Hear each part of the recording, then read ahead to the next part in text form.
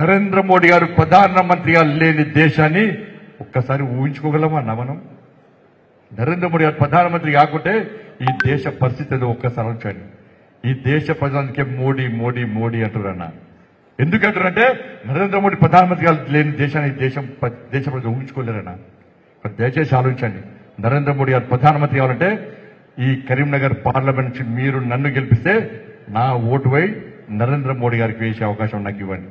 తెలంగాణ రాష్ట్రంలో హిందూ ధర్మానికి ఆపదొస్తే ఇవాళ వచ్చేది భారతీయ జనతా పార్టీ అన్న. ఇలా మాలాంటి హిందూ ధర్మ రక్షకులను ఇలా నిర్లక్ష్యం చేస్తే ఇలా ఓడిస్తే ఈ తెలంగాణ రాష్ట్రంలో హిందువుల గురించి ప్రశ్నించే వ్యక్తులు ఉండరన్న విషయాన్ని ఒక్కసారి గుర్తుంచుకోండి. ఇలా బీఆర్ఎస్ పార్టీ కార్యకర్తలు, కాంగ్రెస్ పార్టీ కార్యకర్తలు ఎట్టి పరిస్థితుల్లో దేశంలో నరేంద్ర మోడీ గారు ప్రధానమంత్రిగా కావాల్సిందే. కరీంనగర్ పార్లమెంట్ లో బండి సంజయ్ గెలవాల్సిందే. మాకు నిధులు రావాలి. కేంద్రంలో వచ్చేది బీజేపీ ప్రభుత్వం, ఇక్కడ కాంగ్రెస్ పార్టీ కోటేస్తే వేస్తూ బీఆర్ఎస్ కు ఓటేసే ప్రసక్తి లేదు. వాళ్ళ ప్రధానమంత్రి అభ్యర్థి ఎవరో లేరు, ఎవరో తెలుస్తలేదు. ఎవరు చూసి ఓటేయాలి? ఇది ప్రధానమంత్రి అభ్యర్థి, ప్రధానమంత్రి నిర్ణయించే ఎన్నికలు.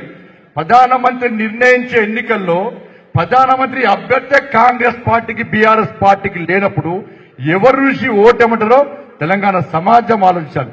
కానీ దయచేసి మిత్రులారా, వాస్తవాలు ఆలోచించి ఇలా అభివృద్ధి చేసింది మనం, అభివృద్ధి చేసేది మనం.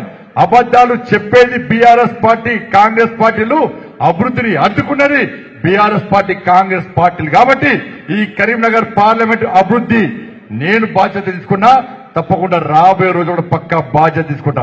ఈ కరీంనగర్ ప్రజలను రక్షించుకునేది ఇలా నేనే ముందుట మీకు రక్షణ కవచంగా మీరు గెలిపించే బండి సంజయ్ ఉంటారన్న విషయాన్ని ఒక్కసారి గుర్తుంచుకొని